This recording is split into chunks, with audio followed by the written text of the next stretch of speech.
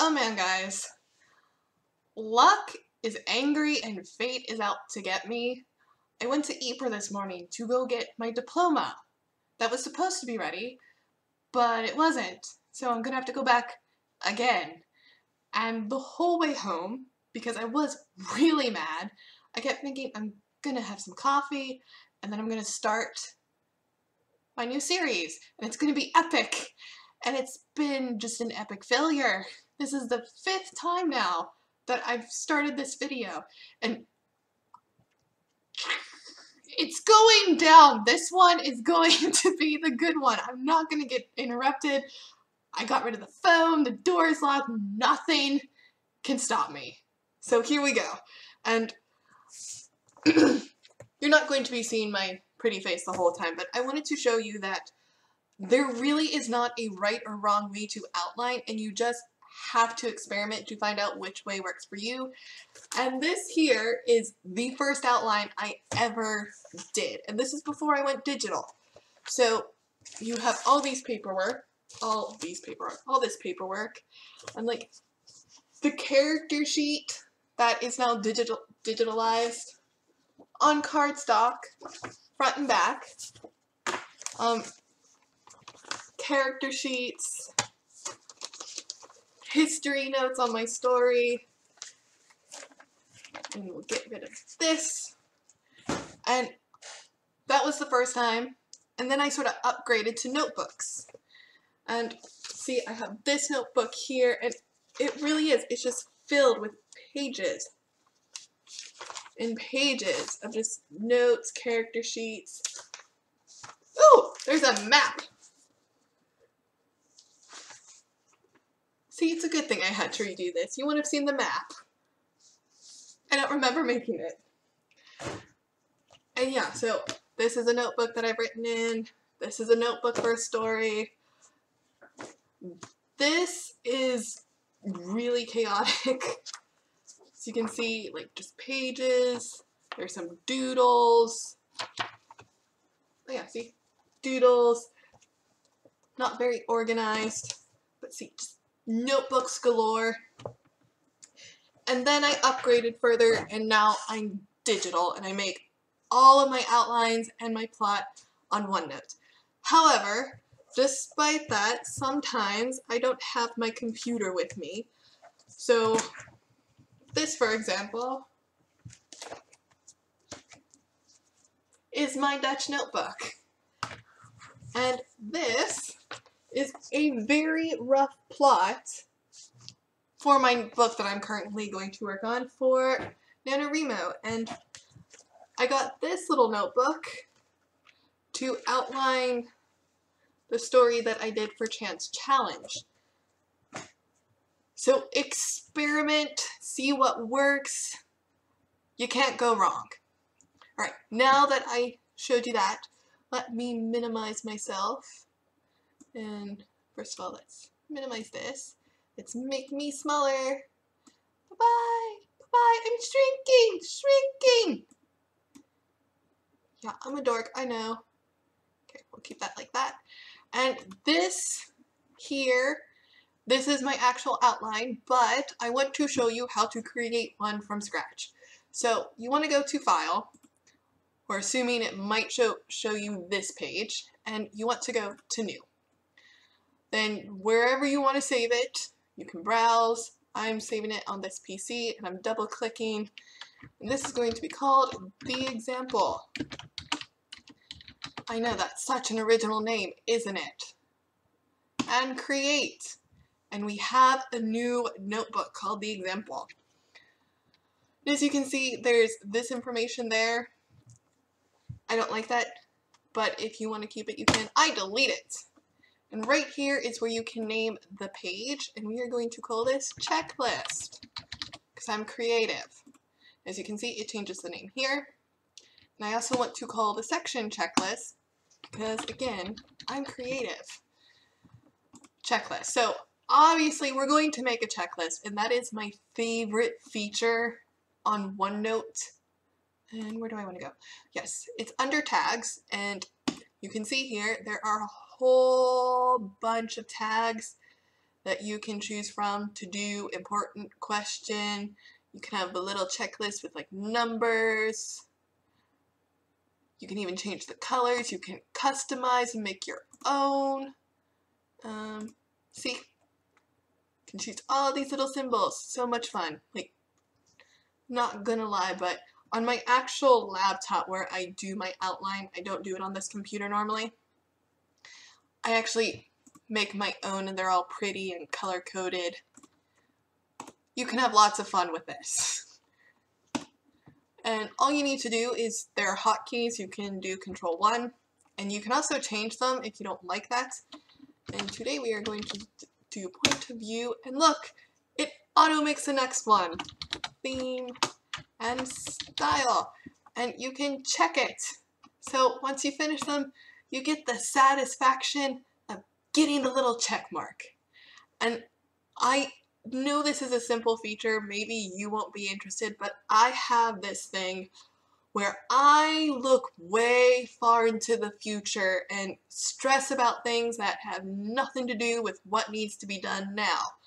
You know, like when I write my novel, become successful, and have to go promote it on Ellen. What am I gonna say? And I stress out and freak. And it's like, you haven't even worked on point of view, Kathryn. So, yeah, favorite feature. Now, if you want to create a new section, you just go to this little tab here, Create New Section. We'll call this one Brainstorming. And I can't spell. There we go. And as you can see, we're going to call this page 1, because I'm going to show you how to add pages. And you click Add Pages. So this will be page 2, page 3, and page 4. Now, let's say you want page 1 to have some subpages. All you do is right-click, and you go to Make Subpage. Yay! And looky, it collapses. Let's say you want page 2 to have some subpages. You hit Subpage, you hit Subpage. Oh no, it doesn't collapse there. I didn't know that. Okay, but looky, it collapses. Like, I love that. So there's a lot that you can do. It really is like having a notebook. And the last feature that I want to show you is under View, and it's this thing called New Quick Notes, and you can use the hotkeys, which is Control-Shift-M, and this is a separate program, as you can see from down here. It's independent of OneNote, and this is awesome when it comes to brainstorming, because you can see some epic idea I got for later. And because sometimes something comes to mind, and maybe you don't know where you want it to go yet, so you just throw it in here, and then you can click this out. And if you want to find it, you just go here under Quick Notes, and looky, all your quick notes are here. And as you can see, I've made a lot of quick notes because I've done this video multiple times. So, now that you know how to make it from scratch, we're going to go into my actual outline. And as you can see from my checklist, I have done theme, style, point of view, settings, and characters. However, I do have 2 extra tabs that I have, and that is brainstorming. This tab is like complete garbage now because I've essentially changed everything. But back when I was brainstorming, I normally start with, you know, who are the characters? What's a very simple plot of introducing the character, what's the conflict going to be, what's the climax going to be, and what's the ending, where does it take place, and just what are some things and themes that I'm going to cover. And yeah, as I said, most of this is garbage because once I got out of the brainstorming and into the actual sections, it became more definitive. And then another tab that I have is, oops, wrong way, is the story notes random. And these are just questions that come to mind while I'm writing. And they don't necessarily have anything to do with the plot, but it could have something to do with something that happens in the story. So right now the question that I have that I don't have answered is, what is Zoe's dream job? And the stubborn little cuss won't tell me.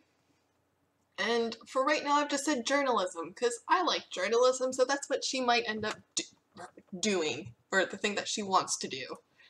Never really wanted to be a journalist though, so I'd have to research that. But yeah, I have that. And I think that's a really good tab to have. Not that you have to have it, but it's a good one in my opinion. Alright, so let's go to themes. Here we have, just set this to 200 so you can see it. This is a tab that is not set in stone. It doesn't need to be. It can be if you want to, but again, doesn't need to be. And I just choose themes that I think I'm going to cover. So I have fish out of water, because that's something I can easily relate to, because I'm an American living in a foreign country. I am the fish out of water. And that's something I have experience in, I can write about, and I answer the questions, what is the point of the story, what is the message I want to express, and what is the idea I want to express, or what is the message I want others to take away. And so you have to go outside your comfort zone to accomplish things, you have to be willing to take risks, it's possible for every bad situation to have a silver lining. And yeah, I'd say that's the whole idea of the fish out of water theme, because sometimes, you know, it's great, but then other times it just sucks. And then I had this other theme of love is a matter of chance, not destiny. And this is the theme that I had when the ending was going to be happily ever after, except I changed it. And now it's more, you don't get what you want, but you might get what you need. So just have fun with it. It doesn't need to be set in stone. And then we have styles. And if you take anything away from my series, take away this. Writing style has nothing to do with you. It's about your audience. And for this, if you don't have a very concrete idea of what your novel is about, then this is going to be a section that might stay underdeveloped. So right now, I know I have a romance. Before, I thought it was an actual romance genre novel. However, with the ending that I'm planning, I don't think that it would fit within that genre, which means it's going to be a sub-romance genre. And while I don't think the overall demographic of women between 30 and 54 is going to change that much, it still could change. And then there are other elements like the futuristic aspect, and there's a small fantasy aspect, so I could have the demographic of those two audiences, but it will depend on how much I focus on that in the story, and the fact is, I just don't know. But this is something to keep in the back of your mind, because it will be a question that when the book is finished, when you go to figure out what genre does this fit into and who would I be marketing to, that it will need to be answered. And you know, if you have some work on it, that's just less work you have to do later. And then point of view. We answer the questions, who is telling the story? And for me, it's my protagonist, Zoe. And what is the perspective? It's first person, and I like to write out all the pronouns that the perspective would write in. So I, me, my, and mine. You don't need to do that. I'm just insane. And then when does the story take place? The story takes place in the past, and I plan to write the story in simple past and past perfect with no continuous, because I don't like that tense. And this is the outline. And later we will discuss setting, characters, and plots. And I hope you find this helpful, and I hope to see you there. Tootsies, may apple zines.